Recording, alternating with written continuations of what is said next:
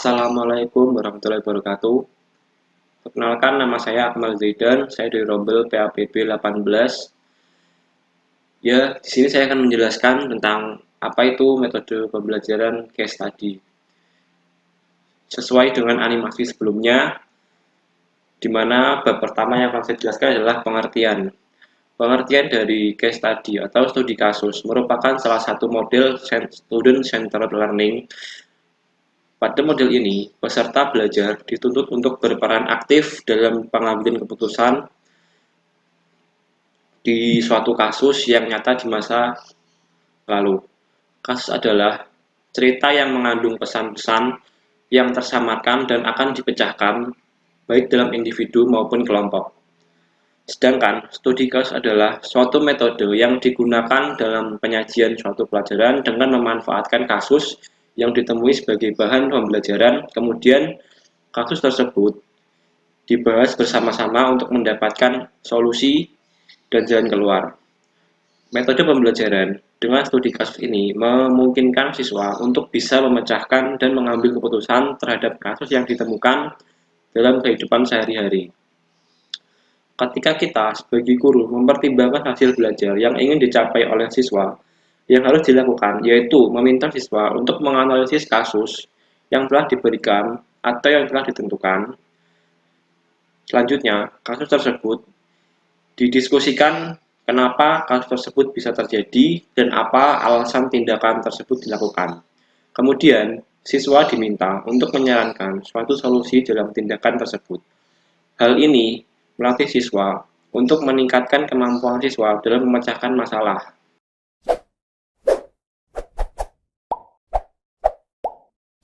Yang selanjutnya, di sini saya akan menjelaskan tentang karakteristik metode pembelajaran dengan studi kasus atau case study. Adapun karakteristik metode pembelajaran dengan studi kasus ini sebagai berikut. Yang pertama, metode dengan menggunakan suatu peristiwa yang dipandang sebagai suatu masalah yang bersifat faktual. Yang kedua, siswa berperan aktif dalam upaya pencarian pemecahan masalah yang dihadapi dan guru atau pendidik sebagai pembimbing yang akan mengarahkan siswa atau peserta didik untuk memilih alternatif pemecahan masalah. Yang ketiga, memerlukan bimbingan dalam proses penyelesaian masalah yang dihadapi siswa. Tidak terselesaikannya masalah secara tepat atau sehat dapat menimbulkan kerugian maupun hambatan perkembangan pada siswa itu sendiri. Oleh karena itu, dalam hal ini, guru sangat berperan penting sebagai orang yang dapat membimbing siswa menuju alternatif pemecahan masalah yang tepat. Yang keempat, penekanan proses pembelajaran bukan hanya pada penyampaian informasi oleh pengajar, melainkan pada pengembangan keterampilan pemikiran analitis dan kritis terhadap topik atau permasalahan yang dibahas. Yang kelima, pembelajaran yang ditekankan pada pemahaman konteks. Jadi, di sini pembelajaran ditekankan atau difokuskan terhadap konteks permasalahan yang telah disediakan oleh guru. Lalu yang keenam, siswa memiliki pengetahuan awal tentang masalah yang akan dipecahkan. Setidaknya, dalam hal ini, siswa memiliki gambaran terhadap masalah yang dihadapi, sehingga hal ini akan memudahkan siswa dalam mengambil suatu keputusan atau pemecahan masalah. Jadi, di sini siswa dapat memecahkan masalah yang telah diberikan oleh guru dan menganalisis apa saja yang akan dapat diambil sisi-sisi positifnya yang dapat dijadikan pembelajaran bagi siswa itu sendiri. Selanjutnya, saya akan menjelaskan tentang apa saja kelebihan dan kekurangan metode pembelajaran dengan studi kasus atau case study. Yang pertama, kelebihan metode pembelajaran dengan studi kasus. 1. Siswa dapat mengetahui melalui pengamatan yang sempurna tentang gambaran yang nyata dan benar-benar terjadi dalam hidupnya, sehingga mereka dapat mempelajari dengan penuh perhatian dan lebih terperinci persoalannya. Yang kedua, dengan mengamati, memikirkan, dan bertindak dalam mengatasi situasi tertentu, mereka lebih meyakini apa yang diamati dan menemukan banyak cara untuk pengamatan dan pencarian jalan waktu sendiri. Yang ketiga, siswa dapat pengetahuan dasar dan penyebab-penyebab yang melandasi kasus tersebut terjadi. Yang keempat, siswa menjadi lebih aktif dan termotivasi untuk berpikir lebih kritis.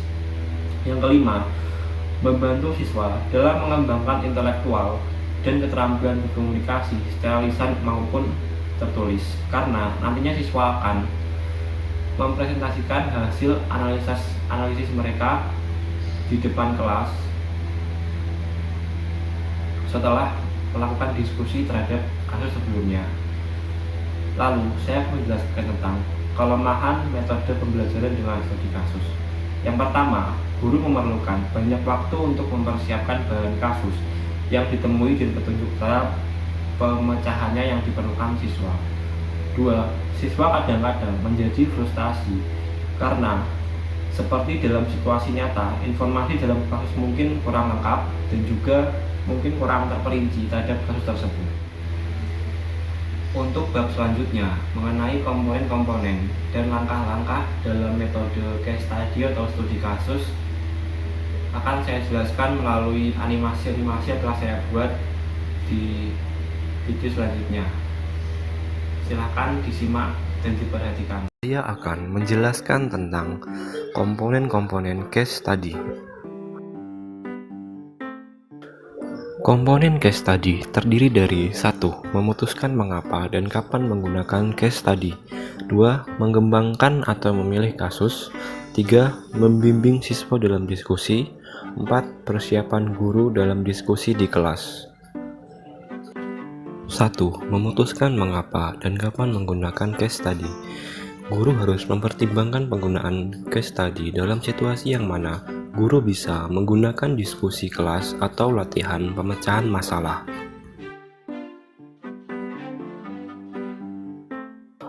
Kasus harus memberikan kesempatan kepada siswa untuk berlatih memecahkan masalah dan membantu meningkatkan kemampuan pemikiran analitis, pemahaman konseptual, sehingga siswa dapat menggunakan metode pembelajaran ini sepanjang hayatnya.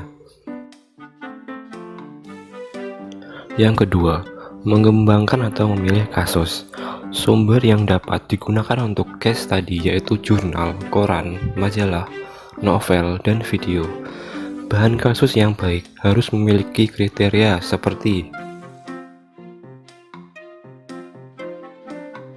A. Kasus harus menarik perhatian siswa. B. Kasus harus mengarahkan siswa membuat keputusan. C. Kasus harus mengarahkan siswa berpikir secara general. D. Kasus harus mengandung informasi yang benar. E. Kasus harus panjang untuk mengangkat isu penting dan mudah dipahami siswa. Yang ketiga, membimbing siswa dalam diskusi. Dalam metode ini, siswa dituntut harus lebih aktif dalam pembahasan, sedangkan guru harus menjelaskan dengan baik dan mampu menguasai kasus yang akan dibahas agar siswa dapat memahaminya dengan baik. Yang keempat, persiapan guru dalam diskusi kelas. Guru harus mengetahui tujuan yang ingin dicapai siswa. Setelah itu, siswa dituntut berperan aktif dalam pembelajaran. Lalu guru harus menganalisis kasus sehingga dapat memberikan arah pemecahan masalahnya kepada siswa. Saya akan menjelaskan tentang langkah-langkah metode case study. Peran guru. Yang pertama, sebagai fasilitator, memberikan kemudahan atau memfasilitasi siswa dalam belajar.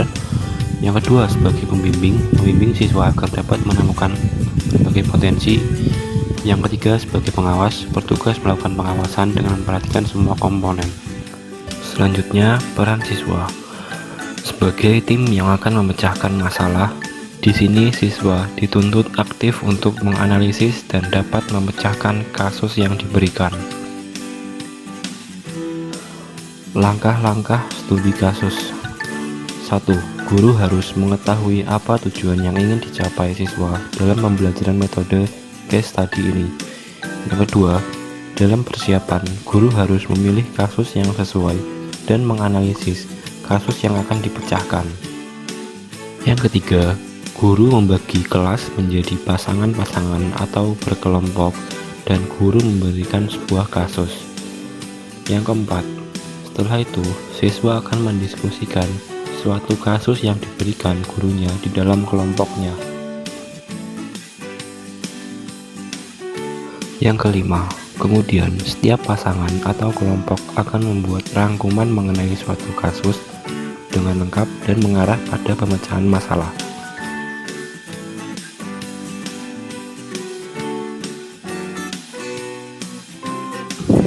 Yang keenam, ketika waktu diskusi atau pemecahan masalah telah berakhir, setiap pasangan atau kelompok akan mempresentasikan hasil diskusi mereka di depan kelas.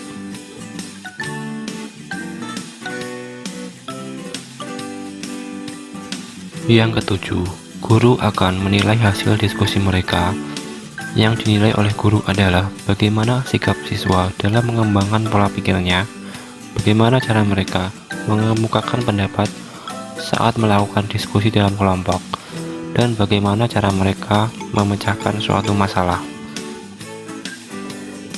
Contoh penerapan metode case study adalah guru memberikan suatu kasus tentang penebangan liar dan siswa diminta menganalisis apa saja dampak-dampaknya bagi kehidupan manusia.